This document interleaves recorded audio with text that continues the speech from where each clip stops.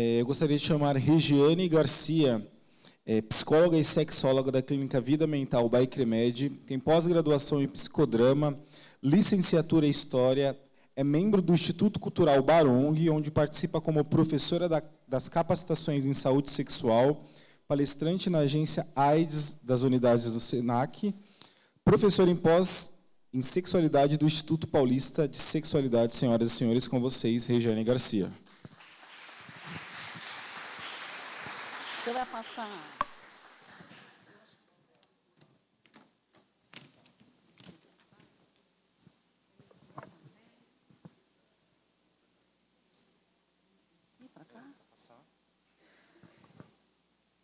Boa tarde a todas e todos. Obrigada pela oportunidade de vocês terem ficado até o final. Deve estar todo mundo muito cansado, né? De estar aqui. É muita informação, é muito conhecimento. É bacana, né? Eu me sinto preenchida, ouvindo colegas, ouvindo profissionais e aprendendo, né? Mas não deixa de ser cansativo a gente ficar sentado ouvindo, né? Então, vou tentar falar para vocês aqui. A minha ideia é... Eu ia falar de sexualidade, mas colocar a Carmita antes de mim, aí é sacanagem. A minha ideia aqui é trazer para vocês um quentinho no coração, tá? Uma possibilidade da gente olhar com todas as coisas que a gente ouviu aqui hoje. Dificuldades, TEA, TDAH, depressão, ansiedade. A última apresentação, a última exposição fantástica da doutora Alexandrina sobre suicídio, prevenção, enfim. O que a gente pode fazer? Eu queria trazer para vocês isso, a gente pensar juntos o que nós, profissionais da saúde mental, o que nós, profissionais da educação, de outras áreas que trabalham com criança e adolescente, o que a gente pode fazer para melhorar esse quadro? Eu acho que está todo mundo querendo isso, né? Tá, eu me informei, eu tive muita informação, e agora? O que eu faço com isso? Primeiro, eu preciso saber o que eu faço com isso, né? Porque eu brinco que, às vezes, eu tenho uma certa limitação, né? Se eu mastigo chiclete, eu não subo escada. Então, mexer com as duas coisas. Eu sou canhota, vou segurar o microfone e vamos ver o que vai dar, tá? Seguinte, eu queria falar para vocês sobre educação afetiva.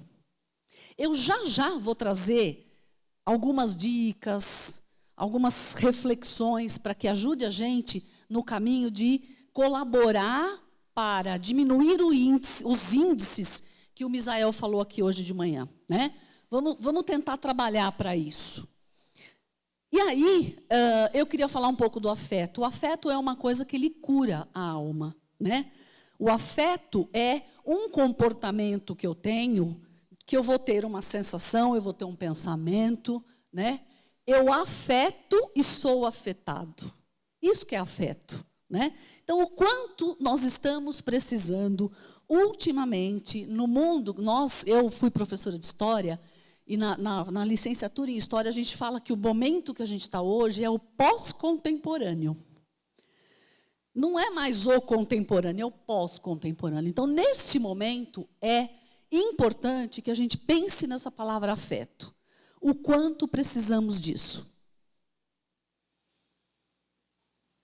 Aqui só uma definição da origem grega da palavra afeto, mas olha que importante, o afeto ele é um modificador do comportamento.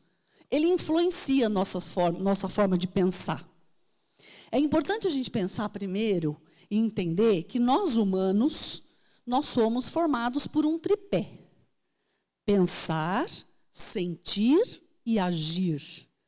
Pensamento, sentimento e ação e comportamento. Então, o quanto que muitas vezes um afeto pode modificar o comportamento.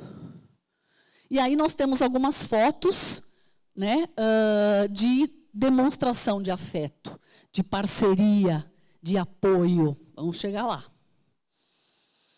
Muito bem, eu queria fazer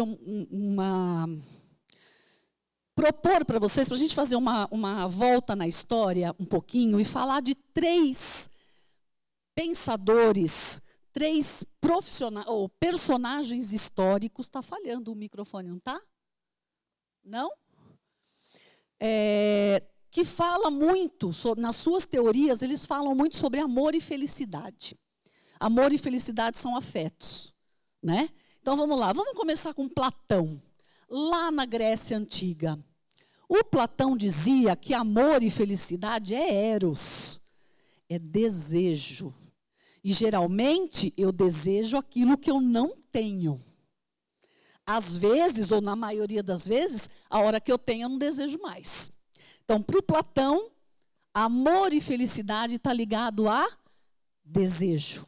Já já eu vou perguntar onde nós estamos no momento pós-contemporâneo. Caminhando um pouquinho mais para frente, na Grécia Antiga, a gente tem o filósofo Aristóteles, que para o Aristóteles, amor e felicidade é aqui e agora. É a vida que vale por ela mesma. É o momento presente. Enquanto eu estava sentada lá, desde manhã, assistindo todas as aulas, todas as exposições, eu em nenhum momento pensei, lógico, eu pensei nas minhas cachorrinhas, que estão em casa sozinhas o dia todo. Mas em nenhum momento eu pensei, vai ser legal quando a gente for embora. Vai ser legal quando acabar. Eu curti cada momento. Então eu posso dizer que eu fui feliz enquanto eu estava aqui ouvindo as pessoas. Escutando as suas experiências, escutando os seus estudos e as suas pesquisas. E aí nós temos o terceiro grande pensador da história, Cristo. Cristo pregava o quê? Amor ao próximo, empatia, compartilhamento. Para Cristo, viver bem é conviver bem. Aí eu pergunto para vocês, quando a gente pensa na pós-contemporaneidade, quando a gente pensa no hoje, nós estamos vivendo a moda de Cristo? Nós estamos vivendo a moda de Aristóteles? Ou nós estamos vivendo a moda de Platão? Platão, pois é. Por conta de viver a moda de Platão, é que nós estamos com crianças e adolescentes desenvolvendo muitos transtornos, tendo muita dificuldade em lidar com as questões da vida, com a sua própria cabeça, com as suas próprias questões. O que eu queria propor para vocês hoje, nessa nossa conversa, é que a gente tentasse, com as nossas atitudes, enquanto profissional, enquanto pais, mães, tios, até avós, que a gente conseguisse viver um pouquinho mais a moda de Aristóteles, ou seja, o que vale é o aqui e agora. Se enquanto vocês estiveram aqui hoje, durante todo o dia, valeu, foi legal estar aqui, vocês foram felizes enquanto estavam aqui. Depois a gente vê, depois é outro dia, né? O que acontece com a nossa cultura que vive a moda Platão? Eu estou no ensino fundamental, e aí eu escuto falar, peraí, que no ensino médio vai ser legal. Não precisa usar uniforme, você vai ter mais autonomia. Aí você chega no ensino médio.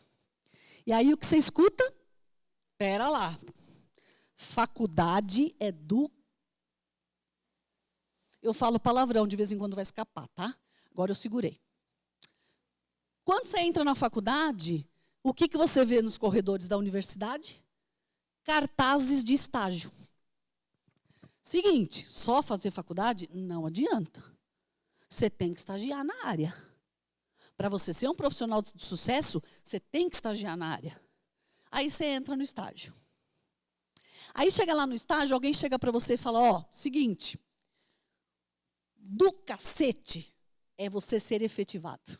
Estagiário, o que é o estagiário? Aí você é efetivado. Aí o teu chefe chega e diz, meu amor, para você chegar naquelas letras em inglês, né? CEO, PFO, EO, enfim. São 15 passos. Você só está no primeiro. E aí você, muitas vezes, percorre os 15 passos. Quando você tem a experiência, você se aposenta, a empresa te dá uma plaquinha. Muito obrigada por ter sido nosso colaborador. Muito bem, passou a vida, lá para os 90 e tantos anos, você está no leito de morte.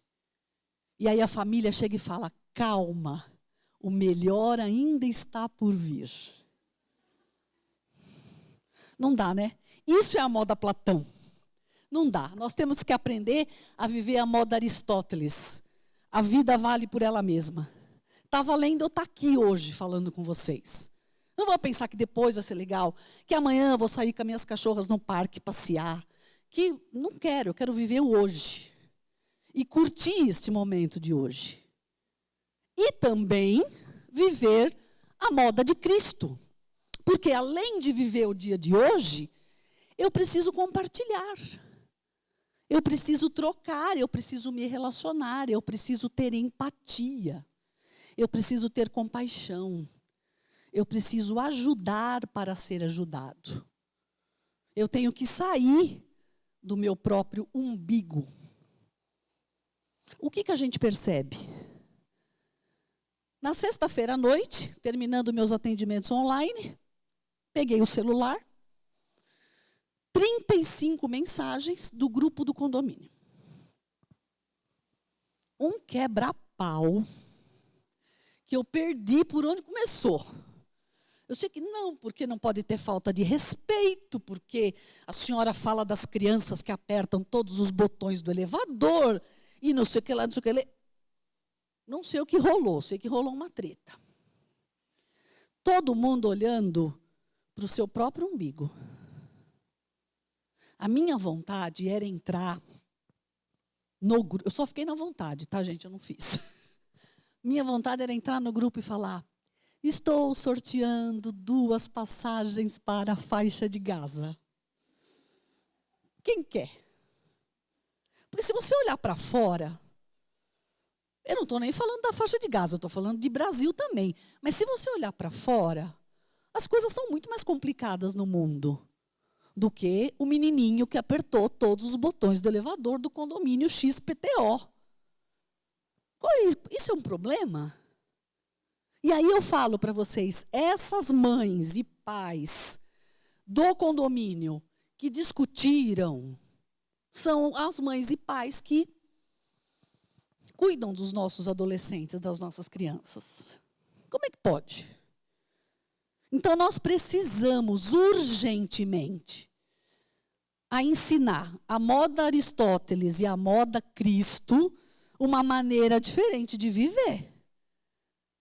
Pensar mais no outro, se colocar mais no outro, olhar as coisas para fora, para a gente ter uma perspectiva da vida completamente diferente.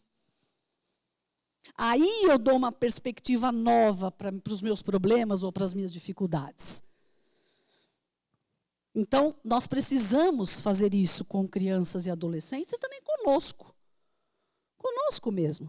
Colocar a coisa em outra perspectiva.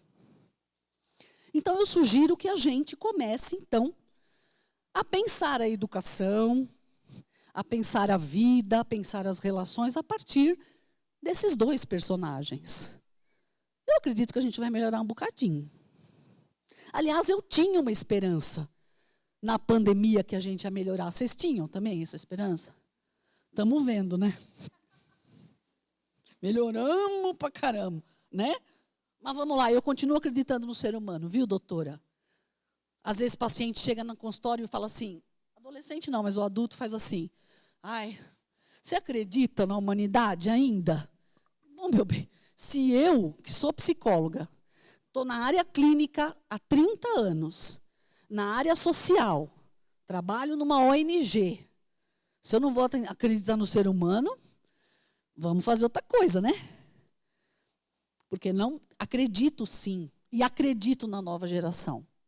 Eu falo muito para os meus amigos e parentes mais velhos. Ai, não tem jeito essa humanidade. Você fala com algum adolescente? Não. Você fala com criança? Não. Então, conviva com criança e adolescente para você ver como vai ter jeito Então, acredito no futuro, porque eu acredito nos meninos e nas meninas. Até porque eu acredito quando eu comparo com a minha geração, né? Eu adoro atender adolescente quando eles falam assim: ah, então, no fim de semana eu fui na casa da minha tia, sabe? A tia-avó da minha mãe. Ela já está muito idosinha. Ela tem 50 anos. Outro dia eu falei: rapaz, você sabe quantos anos eu tenho?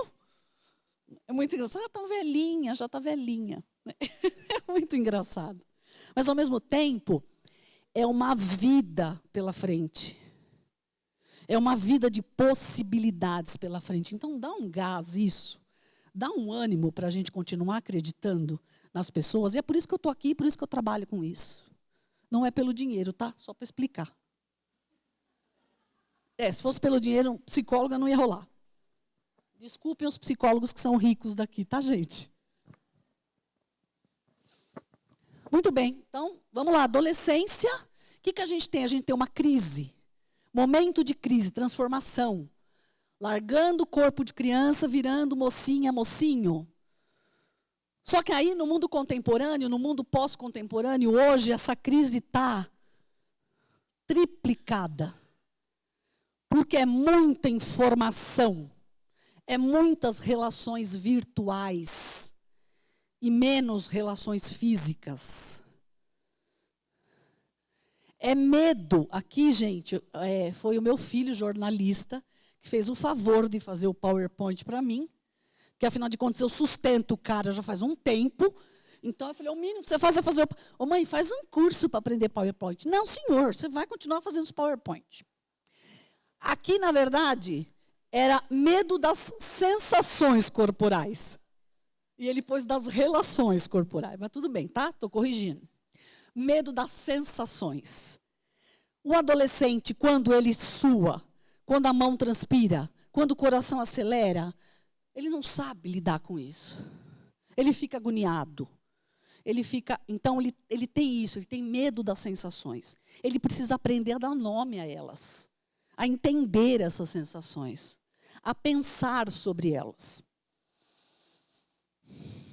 Comparações inadequadas, como a doutora falou, das redes sociais, né? O corpo da influencer X, a outra fofa do Instagram, muita comparação. Então, eu acho que a gente precisa trabalhar isso. Não vamos nos comparar, é muito difícil, porque até para nós adultos é difícil, né? Então, você abre o Instagram, aí você vê aquela sua amiga viajando, tirando foto. Eu tenho uma raiva daquelas fotos, gente. Na frente da Torre Eiffel. Eu queria saber por que o povo tira as fotos assim. Eu vou perguntar ainda. Aí, olha, tá vendo como uma pessoa é feliz? Eu estou aqui em São Bernardo. Estou em São Bernardo, entendeu? E a mulher está lá em Paris. Então, não vamos nos comparar, vamos ensinar os nossos adolescentes a não se comparar. Difícil, mas é possível, tá? Ansiedade, lógico. É a cobrança ao vestibular. Essa semana, gente, bombou o consultório com o povo do Enem. Os que menos estavam nervosos eram os que fizeram o Enem para treineiro. Que é a turma do segundo ano, do primeiro ano. O povo do terceiro... Uma paciente que eu tinha na quinta-feira, ela mandou: Regiane, eu não tenho a menor condição de conversar. Porque eu vou fazer prova de exatas.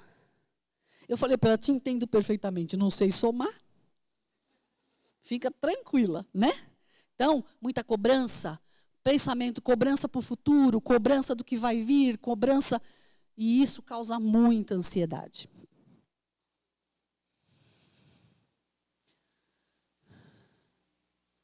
Bom, antes de falar aqui, eu vou falar um pouquinho do que a gente pode fazer. Como é que a gente pode melhorar essa questão dos adolescentes.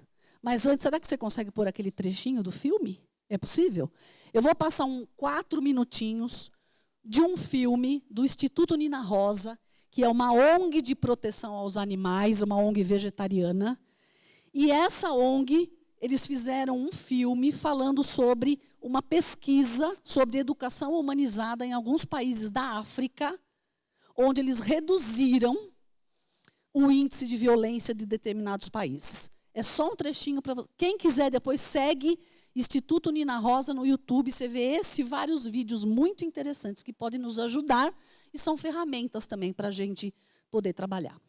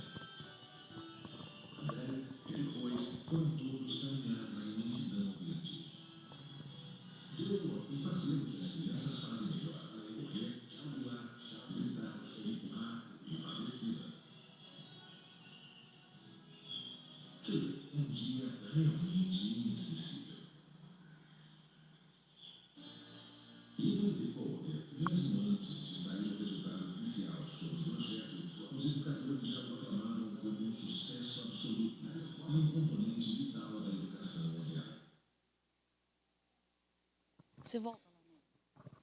É só um trechinho, tá? É pouquinha coisa, mas quem quiser assistir, é um filme de 16 minutos. Mas é muito interessante, porque eles conseguiram resultados muito positivos na questão da violência. Eles diminuíram significativamente o nível de violência das crianças, entre as crianças e dos adolescentes, e com animais. Porque era um lugar, eram alguns países da África que faziam muitos maus tratos aos animais. Então, ensinar a cuidar de um animal, então tinha um dia que era o dia do banho, né? Então eles levavam os cachorrinhos e davam banho. Então, cuidar do animal, inclusive tem, até nesse vídeo, no começo, tem uma experiência que foi feita com presidiários, né? Então, tinha um rapaz que ele foi condenado por homicídio, muitas coisas, e ele acabou sendo treinado para cuidar de passarinhos doentes. Então, ele tinha que alimentar os passarinhos, cuidar da gaiola, cuidar das coisinhas dos passarinhos. E ele acabou melhorando a conduta dele, violenta e tudo mais. Então, é uma experiência muito importante, né? A doutora falou da história dos pets, né? Então, assim, os animais acabam ajudando muito as crianças e os adolescentes a lidarem com frustrações, até com luto, muitas vezes, né?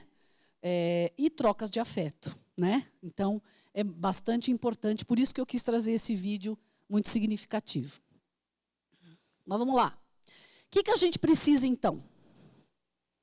Primeiro, dar uns passos para trás. Não vou fazer igual o doutor Eude, porque eu não sou nem doida, que eu sou capaz de cair aqui. Né? Aquele andar para trás, para mim, não rola. Né?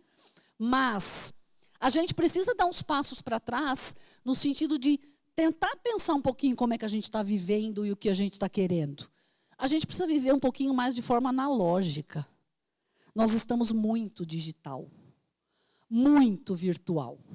Então, a gente precisa viver um pouquinho mais de forma analógica. A gente precisa proporcionar para as nossas crianças, e principalmente para os nossos adolescentes, vínculos. A construção de vínculos é importantíssimo. Vínculos é muito importante para a saúde mental. É muito importante para a qualidade de vida. E é muito importante para lidar com as dificuldades, seja ansiedade, depressão, TDAH, até a própria ideação suicida. E aí eu queria falar da comunicação não violenta, né? Não sei se vocês já ouviram falar, o pessoal da educação está estudando muito isso, né? Que é do Marshall Rosenberg, que é um estudioso estadunidense, que disse que a gente precisa aprender urgentemente a se comunicar de forma não violenta. Porque muitas vezes, na hora que eu faço uma pergunta, eu estou, às vezes, forçando determinadas respostas, impondo, invadindo, e isso é violento. Então, uma das características da CNV é difícil, viu, gente, a gente treinar a CNV. Não é fácil, não. Mas é importante tentar. Observar sem julgar. Observe o comportamento, não julgue. Psicólogo faz muito uma coisa, os que estão aqui sabem muito, escutativa. Vamos escutar ativamente. Não escutar e julgar. Porque é assim que a gente geralmente faz. Quando alguém vai me contar alguma coisa, eu já estou pensando o que eu vou falar quando a pessoa parar de falar. Eu não ouvi. Eu costumo dizer, ouve de coração aberto. Não julga, só ouve. Só ouve. É um treino e é possível. Identificar sentimentos é uma outra parte da comunicação não violenta. O que eu estou sentindo? Por que eu falei com você de forma incisiva ou de forma mais áspera? Né? O que eu estou sentindo? O que está batendo aqui dentro? E a gente faz isso com a gente ensina os nossos adolescentes também a identificar o que está sentindo. Por isso é importante a educação afetiva. Eu preciso entender o que eu estou sentindo. Eu preciso dar nome ao meu sentimento e à minha sensação. Quando eu dou nome, quando eu penso sobre o meu sentimento e sobre as minhas sensações, fica mais claro de lidar com as coisas, com as dificuldades, com os meus próprios transtornos e com as relações. O vínculo físico, o contato físico é fundamental. A gente viu no vídeo, lógico, são crianças muito carentes, que não têm acesso a passar uma tarde num jardim. Mas a gente precisa fazer isso agora. A gente precisa retomar. Os nossos adolescentes a cabeça está muito desenvolvida. O racional está é muita informação, é muito pensamento, é muita sensação, é muito sentimento. Se para nós lidar com tudo isso é difícil, imagina quem tem 14 anos. Como é complicado lidar com tudo isso. Então, se eu consigo aprender a entender e falar o que eu estou sentindo, explicar para mim mesmo o que eu estou sentindo, é um caminho para a gente prevenir transtorno, suicídio. A gente prevenir, foi o que o doutor Eude falou. É o caminho da prevenção. É a gente poder falar o que a gente sente. Sem julgamento, sem ser julgado, sem julgar. Simplesmente falar, simplesmente tentar entender. Por quê? Porque o adolescente está muito racional. A tecnologia, o avanço tecnológico traz todo o desenvolvimento racional. E daqui para baixo? E o corpo? E as sensações? E o sentimento? Será que se tivesse mais corpo, mais sensação, mais noção dos sentimentos, a gente teria tanta depressão, tanta ansiedade, tanta ideação? É só um questionamento. Autoconhecimento, é isso. Autoconhecimento é eu entender. Eu falo às vezes para os meus pacientes, amor, duvida do que você pensa. Porque a gente pensa e a gente acredita que o nosso pensamento está ok. Mas não está ok às vezes. Minha falecida mamãe, quando eu era adolescente, dizia assim. Acho que é por isso que eu virei psicóloga. Ela dizia o seguinte, minha filha, você tem uma cabeça boa. Você tem uma cabecinha boa, o que estraga são os seus pensamentos. Mas sua cabeça é boa. É isso. Vamos nos conhecer. Vamos conhecer quem a gente é, o que a gente está sentindo, quem sou eu. E o que eu estou sentindo. A hora que eu aprendo a lidar um pouquinho com isso, fica mais fácil de lidar com as questões da vida. Muito bem.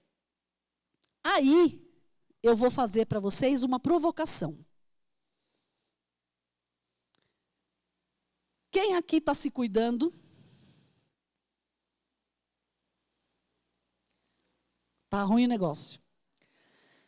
Quem aqui tem tempo para si mesmo? Quem aqui busca o autoconhecimento? Quem aqui respeita os próprios limites? Quem aqui se cobra menos? Muita gente se cobrando muito, hein? Um adulto saudável é um adulto que consegue cuidar da criança, do adolescente. Portanto, nada dessas coisas que eu falei aqui e nada do que foi falado o dia inteiro não funciona se vocês não cuidarem de vocês. Vocês são importantes. Antes de eu cuidar do meu filho, do meu aluno, do meu paciente, eu tenho que cuidar de mim. Eu conheço o que eu sinto? Vamos lá. Alguém pode falar o sentimento que está batendo agora? Um de cada vez, gente. Todo mundo junto fica difícil, né? Gratidão. Olha lá. Vamos começar a identificar as coisas que a gente sente. Seja esse sentimento positivo ou negativo, bom ou ruim. Então é isso, ó. Isso é receita para vocês.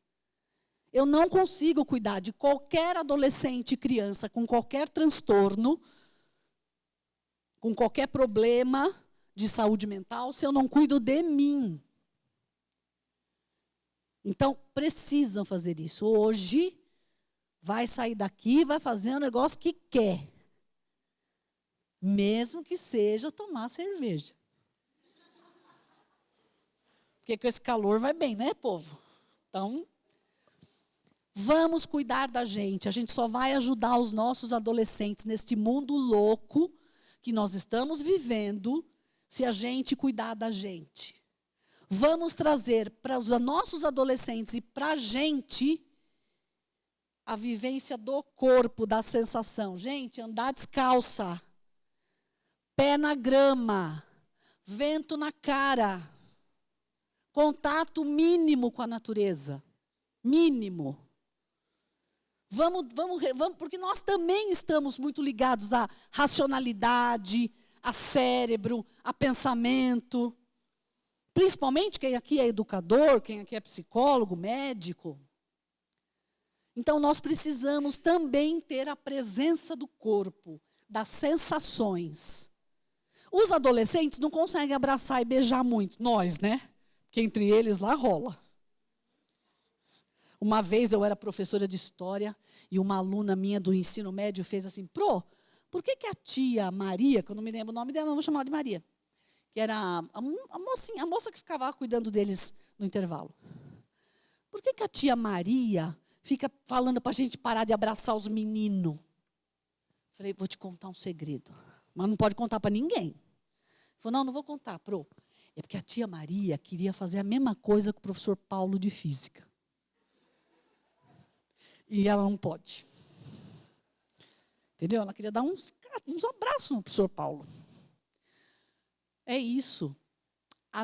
Nós adultos temos condições desse contato físico, de corpo. Então vamos abraçar mais. Acabou a pandemia. Covid está aí. Mas acabou o pior. Então vamos abraçar e beijar? Né? Vamos dar aqueles apertão gostoso na amiga, no amigo, na família. Aqueles beijos na bochecha. E outras cocitas más. Agora, o adolescente, ele não quer contato com o corpo. Com o adulto, principalmente. Então, vamos lá, vamos deixar vento na cara. Pé na areia, pé no chão. Banho gelado, aquele dia de calor. Aquele banho bem fresquinho. Estimule o adolescente a retomar o contato com o corpo. O contato com as sensações, com os sentimentos. Vai melhorar um monte de problema de saúde mental. Vai ajudar. Isso é os passos para trás. Analógico. Quando a gente era adolescente, a gente passeava no parque. Na minha época, por exemplo, não tinha nem celular. Televisão era uma para todo mundo na casa e quem mandava era mamãe e papai no que a gente ia assistir. Mas a gente tinha a presença do corpo, a presença das pessoas. Nós estamos tendo necessidade de presença, de corpo, de sensação e de relações humanas. Eu gosto muito de uma frase que diz o seguinte: quem não se envolve, não se desenvolve. A gente precisa de contato humano para desenvolver, para melhorar. Aí eu queria ler uma cartinha para vocês de uma psicóloga que é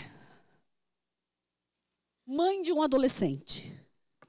E ela escreveu essa cartinha para mães e pais de adolescente. Ela fala direcionada à mãe. E eu queria ler para a gente refletir juntos. Estamos já no caminho do encerramento. Querida mãe de adolescente, deixe a porta entreaberta. O adolescente precisa de espaço. Espaço para poder criar e consolidar o ser humano que começou a se construir lá atrás. De modo que, para ser artista de si mesmo, ele algumas vezes vai preferir se afastar um pouco de você. Não leve para o pessoal. Não é que você fez tudo errado e que ele te odeia. É que adolescer também é despedir-se. Por trás dessa nova postura independente, ainda reside um coraçãozinho que precisa muito de amor. E um córtex pré-frontal que definitivamente precisa de orientação e farol. Eu tenho respeitado os espaços, mas eu insisto em deixar a porta entreaberta. Fechada o suficiente para que ele possa crescer. Aberta o bastante para que ele consiga ver que estamos com ele na travessia. Deixar a porta entreaberta é dizer: te dou o espaço para você expandir, mas me recuso a te abandonar. Muitas vezes eu olho pela fresta da porta e ele não está lá. Ele quer mais espaço. Ele revira os olhos. Ele não ri das minhas piadas. Ele discorda de mim veemente. Mas daí, quanto menos eu espero, a porta abre. E aí ele vem: mãe, o que você está fazendo? Estou lendo, meu filho. Vamos jogar? E aí eu falo: claro. Olho para o menino espichado, que um dia coube no meu colo e que um dia coube no meu ventre. Ele ainda é o mesmo, mas em uma versão menos minha. Porque adolescer é também se despedir, mas sem fechar a porta, para que ele sempre tenha para onde voltar. Não é maravilhoso isso, gente? É fenomenal. O nome da fofa é Roberta Ferec. Vocês conseguem encontrar, acho que no Instagram, tá? Essa carta eu achei maravilhosa, porque é isso. Ele não é mais uma extensão minha. Ele está se construindo numa outra coisa. Mas a gente vai poder estar junto em vários momentos da vida, né? Então, adolescer é se despedir. E mãe, e professor, e orientador, e psicólogo de adolescente também é aprender a se despedir. Cadê o negócio? Espera aí. Agora, está aqui meu Insta, meu celular, meu e-mail. Seguinte, vou propor para vocês, para a gente fazer um fechamento com chave de ouro. Eu sou psicodramatista e, como uma boa psicodramatista, não posso encerrar nada sem dinâmica de grupo. Mas é uma dinâmica que ninguém precisa levantar, tá? Vamos ficar sentadinho. Nós vamos botar uma música. Eu vou contar até 3 e vou jogar um pozinho mágico. Na hora que eu jogar esse pó, eu gostaria que vocês fechassem os olhos, escutassem a música e fossem acompanhando a minha fala. Ok? Vamos lá. 1, 2, 3. Lá vai.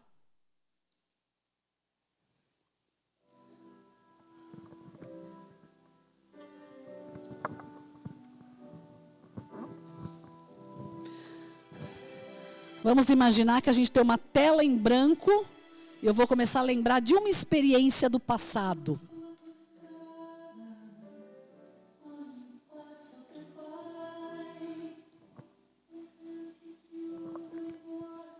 Lembra onde foi, com quem foi, o dia que foi. Estava calor, estava frio, era de manhã, de tarde ou de noite. Deixa vir a lembrança.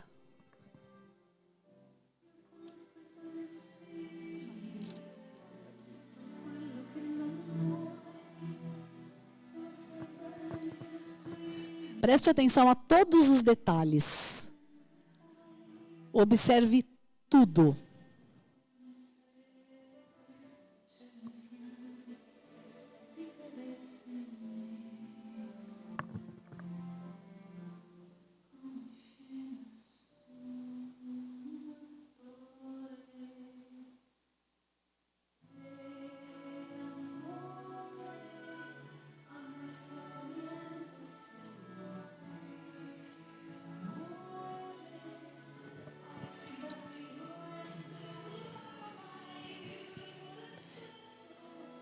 Presta atenção como é que você estava nessa cena. Quem estava presente? Era só você?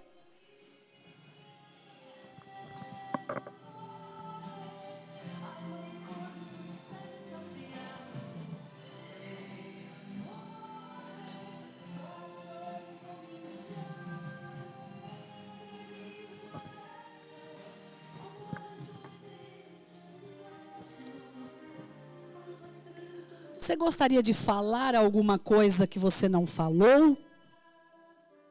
Fazer alguma coisa que você não fez? Ou simplesmente observar esta lembrança? A lembrança é sua. Faça o que você quiser.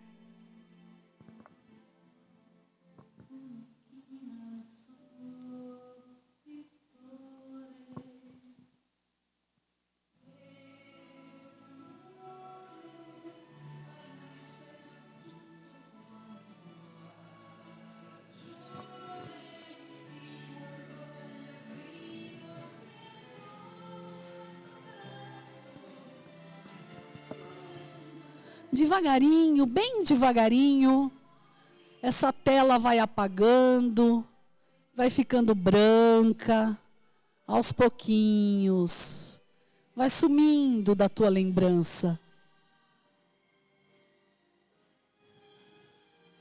Quem quiser pode abrir os olhos, quem não quiser pode ficar mais um pouquinho.